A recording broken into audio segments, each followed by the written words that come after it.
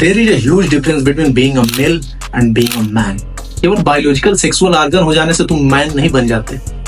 Man बनने के लिए तुमको कुछ ट्रेट्स एक्वायर करने पड़ते हैं, एंड आज के इस वीडियो में मैं उन्हीं ट्रेट्स के बारे में बात करूंगा। एंशिएंट टाइम में बॉय से मैन बनने का एक क्लियर प्रोसेस होता था।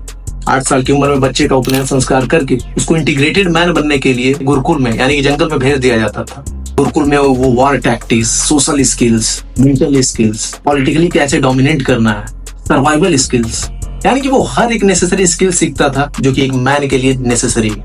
And at the age of 25 जब वो गुरुकुल से सोसाइटी में आता था, now that boy become a fully grown man. Same इसी तरीके से आज भी तुम देखोगे केन्या का मसाया ट्राइब में, वहां पे बॉय से मैन बनने का सिंपल सा प्रोसेस है। You have to kill an African lion. जब वहां का लड़का एक अफ्रीकन लायन को किल कर लेता है तब जाके उसको उसका नाम दिया जाता है, यानी कि उसका एक लायन नेम दिया जाता है। लाइक पहले अगर उसका नाम चिंटू पिंटू था तो now his name is Bhanu Pratap Shershah, इस टाइप का। लेकिन आज की इस हमारी सोसाइटी में हमें पता ही नहीं चलता है कि कब हमको बॉय से मैन बनना है। We are confused. जैसा हम 6 साल पे बिहेव कर रहे थे वैसा 16 साल, 17 साल, 20 साल पे भी बिहेव कर रहे हैं। लड़कियों को तब भी पता चल जाता है कि now they are a women, because उनमें एक तो बायोलॉजिकली ट्रांसफॉर्मेशन बहुत ज्यादा होता है, उनके पीरियड स्टार्ट होने हो जाते हैं, और सोसाइटी भी कहीं ना कहीं उनको रियलाइज करा देती है कि now you are a women, you have to act like this and that. But हमें कोई ऐसा बताता ही नहीं। तुम देखते होगे तुम्हारे घर में जब से लड़की का पीरियड स्टार्ट हो जाता है उसका और उसकी मॉम के साथ रिलेशन काफी अच्छा हो जाता है। वो पीरियड एंड अदर चीजों को लेके अपने मॉम से ओपनली बात कर सकती है। बट फॉर अस, हम अपने पिताजी से नहीं बात कर सकते कि पिताजी आज मेरा नाइट फॉल हो गया था, कुछ टिप्स दो, नो नेवर। एंड इसी के वजह से हम लोग मिसगाइडेड भी हो जाते हैं और हम लोग पोर्न एंड अदर स्टेप्स की तरफ चले जाते हैं। Before talking about how to be a man, मैं मैन के कुछ ट्रेट्स के बारे में बात करना चाहूंगा। एक रियल मैन के केवल 3 ही ट्रेट्स होते हैं: protect, provide and lead. Real man खुद को, खुद के लव्ड वंस को प्रोटेक्ट करता है, उनको हर तरीके से प्रोवाइड कराता है और अपने ट्राइब को और खुद के फैमिली को लीड करता है। That is the only trait which man should have. और ये ट्रेट तुम अपने आसपास, अपने घर में, इवन अपने फादर में भी देखी होगी। ये जो प्रोटेक्टिंग यू, वो तुम्हारे लिए दिन भर काम कर रहा है, तुम्हारा फीस, कपड़ा, सारी चीज वो प्रोवाइड करा रहा है, एंड एट द एंड वो घर के हर एक डिसीजन में लीड भी करते हैं। तो he is the real man. आजकल के लड़के रियल मैन पर्सनालिटी को ढूंढने के लिए Andrew Tate, Hamza and other fucking YouTuber की तरफ चले जाते हैं, बट रियल मैन तुम्हारे आसपास ही है। So let us talk about how to be a man.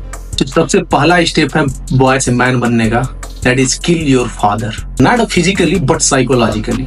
क्योंकि जब तक तुम्हारे पिताजी जिंदा है साइकोलॉजिकली, वो तुमको मैन नहीं बनने देंगे। क्योंकि जैसा कि मैंने बताया, मैन बनने के लिए तुमको प्रोटेक्ट, प्रोवाइड एंड लीड करना पड़ेगा, एंड जब तक तुम्हारे पिताजी हैं ये तीनों काम वो करेंगे। So first kill your father. Unless until you don't kill your father, you will not become a man. तुमने अपने आसपास देखा भी होगा कि जिस बच्चे के पिता नहीं है उसके अंदर मस्कुलिन ट्रेट ज्यादा होता है, unless until वो किसी बैड बिहेवियर में नहीं इंडल्ज है। मैं ये नहीं कह रहा हूँ कि तुम कल से ही अपना घर छोड़ दो और स्वतंत्र तरीके से रहने लगो, बट ग्रेजुअली अपने पिता के ऊपर से खुद की डिपेंडेंसी हटाओ। लाइक मेरे लिए था कि मैं पहले जूता खरीदना हो गया या इवन फॉर्चून की दुकान से कुछ भी खरीदना हो गया, मैं अपने पापा के साथ जाता था। बट धीरे धीरे ओवर द टाइम मैंने उनके पर से डिपेंडेंसी हटाई और now I am free. Second trait है टेक अ फुल रिस्पॉन्सिबिलिटी। खुद की रिस्पॉन्सिबिलिटी लो, खुद के कैरियर की रिस्पॉन्सिबिलिटी लो, खुद के लाइफ की responsibility low. A man really become a man when he start taking responsibility. Unless until तुम रिस्पॉन्सिबिलिटी लेना स्टार्ट नहीं करोगे, यू विल बी पावरलेस। जैसा कि कहा गया है कि great power comes with a great responsibility, but इसका रिवर्स भी उतना ही ट्रू है। Great responsibility bring great powers. Take responsibility and reclaim your power. Third trait है embrace discomfort. Brother, you have to realize that कि comfort zone में कुछ भी grow नहीं होता है। As example, तुम 2 kg से बाइसेप कर्ल कर रहे हो। जब तक तुम इस वेट को 2 kg से 4 kg, 10 kg, 20 kg नहीं करोगे, तुम्हारा बाइसेप ग्रो नहीं होने वाला है, तुम्हारे मसल्स नहीं ग्रो होंगे। लाइफ के किसी भी एरिया में ग्रोथ तभी होता है when you start to playing in a discomfort zone. A ship is safe in a harbor, but that is not what it made for. Daily discomfort को embrace करो। तुमको किसी लड़की को अप्रोच करने में डर लग रहा है, go and talk to her. तुमको 2 किलोमीटर रनिंग में डर लग रहा है, go and run for 2.1 kilometre. अपने उस बार को पुश करते रहो, क्योंकि इस कंफर्ट जोन में कुछ भी ग्रो नहीं होगा। That what I have experience in my life. जब तक तुम स्ट्रेंजर से बात करने से डरते रहोगे, तुम्हारे फ्रेंड्स नहीं बनेंगे। जब तक तुम हैवी वेट लिफ्ट करने से डरते रहोगे, तुम्हारे मसल्स नहीं बनेंगे। जब तक तुम लड़की से बात करने से डरते रहोगे, तुम्हारी गर्लफ्रेंड नहीं बनेगी। That's the reality. You have to go in uncomfortable zone. Third trait है एक्सप्रेस योरसेल्फ। खुद को एक्सप्रेस करना is a very high value trait, but in a modern society ये बहुत कम ही लोगों के पास होता है। एंड इस सोसाइटी हमें बार बार ये बताती भी है कि मेल को उतना एक्सप्रेसिव नहीं होना चाहिए, बट मैं इसे काफी मस्कुलिन ट्रेट मानता हूँ।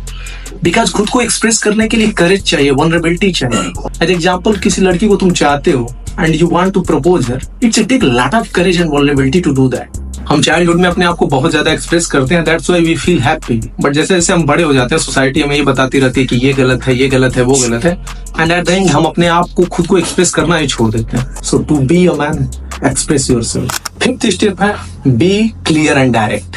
ब्रदर, सैडो टॉक करना बहुत ही चाइल्डिश बिहेवियर है, no one like it. Example, तुम अपने फ्रेंड के यहाँ गए, तुमको भूख लगी है, वो भी खाना खा रहा है, and instead of directly saying कि भाई मेरे को खाना दे दे, मेरे को भूख लगी है, तुम उसको कहानी सुना रहे हो, यार आज रात को कल लाइट चली गई तो मैं खाना नहीं बना पाया, आज सुबह पानी घर का नहीं था तो मैं नाश्ता नहीं बना पाया, तो इसीलिए मैं बिस्कुट खाई है। और तुम ये एक्सपेक्ट कर रहे हो कि तुम्हारा दोस्त तुमको बोल दे कि भाई अच्छा खा ले, आ बैठ खा ले। सपोज दैट तुम्हारा दोस्त नहीं बोला, देन व्हाट? तुम एक सेंट की तरह उसे ब्लेम करोगे, यार उसको इतनी भी तमीज नहीं है, वो पूछ नहीं पा रहा है। ब्रदर, उससे डायरेक्टली बोलो कि भाई मेरे को भूख लगी है, खाना खिला दे, दैट्स इट। ये हर चीज में एप्लीकेबल होता है। तुमको अपने पापा से पैसे चाहिए, डायरेक्टली आस्क करो। तुमको बॉस से छुट्टी चाहिए, डायरेक्टली कहोगे yes I want to leave. मैंने पर्सनली एक्सपीरियंस किया कि लोग इस ट्रेट को काफी ज्यादा रिस्पेक्ट करते हैं, जो बंदा डायरेक्ट एंड क्लियर होता है, people respect them. Next trait है try to give your best, whether it is gym, in your relationship, in your work place और एनीथिंग। अपना बेस्ट देने का ट्राई करो, don't cut the corners. Brother, boy से man बनने की journey 1 महीने की या 1 साल की नहीं होती है। It takes 2 to 5 years to transform fully from a boy to man. मैं ये नहीं कह रहा हूँ कि तुमको कल से ये सारे के सारे ट्रेट एकदम एक्सट्रीम पे जाके करने लगना है, यानी कि अपने फादर से एकदम इंडिपेंडेंट हो जाओ, सबसे क्लियर एंड डायरेक्ट हो जाओ। No, you have to do it gradually अपने चीजों की रिस्पॉन्सिबिलिटी लेना स्टार्ट करो। अपनी फादर के ऊपर से डिपेंडेंसी हटाओ। शूज लेने जाना है, अपने अकेले जाओ and buy your shoes. Haircut करानी है, खुद सैलून में जाओ और अपनी हेयर कट करो। मेरे को याद है, मेरा 18-20 साल तक मेरा हेयर कट जो है मेरे पिताजी कराते थे। So I was a child at that time. So it's take time, it take vulnerability, it take courage to become a man. In a summary, kill your dad, not physically but psychologically.